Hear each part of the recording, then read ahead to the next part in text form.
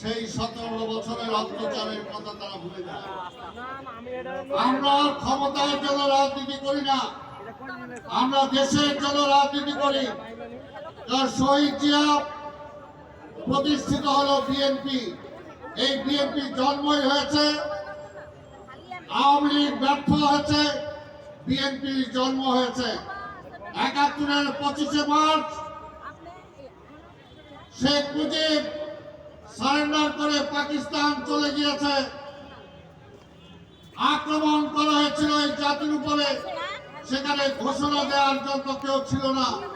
ধ্রুব তারার মতো সেদিন জিয়া রহমানের আবির্ভাব হয়েছিল।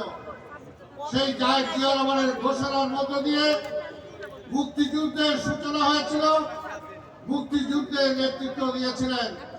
আবার ৭২ থেকে ৭৫ এই দেশ যখন চলছিল না, মানুষ না খেয়ে মারা গিয়েছিল, এই ঢাকার রাজপথে বেওয়ারিশ লাশ পড়ে থাকতো, আঞ্জুমানে মমিনুল ইসলাম ছাড়া তাদেরকে দাফন করার মতো কেউ ছিল না। একই ডাস্টবিন থেকে কুকুর আর মানুষ উচ্ছিষ্ট খাবার নিয়ে টানাটানি করত।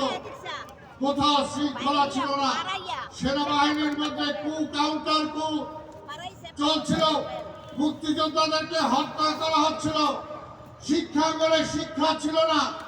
এমনি একটি অবস্থায় আবার যখন আমার স্বাধীনতা হুমকির সম্মুখীন ছিল, ৭৫-এর ১ তারিখ থেকে ৫ তারিখ বাংলাদেশের কে ক্ষমতায় আছে নভেম্বর মাসে কেউ জানতো না। যখন আবার আমার স্বাধীনতা চলে যাচ্ছিল, এই দেশের সিপাহী জনতা এই জিয়া রহমানকে আবার ক্ষমতায় বসিয়েছিলেন। জিয়া রহমান মার্শাল দিয়ে ক্ষমতায় আসেন নাই, জিয়া রহমান কু করে ক্ষমতায় আসেন নাই। যেমনি শেখ মুজিব পালানোর কারণেই জিয়া রহমান স্বাধীনতার ঘোষণা দিয়েছিল, ঠিক তেমনি ভাবে এই শেখ মুজিব আওয়ামী লীগ ব্যর্থ হওয়ার কারণে এই দেশের জনগণ জিয়া রহমানকে রাষ্ট্র ক্ষমতায় বসিয়েছিলেন।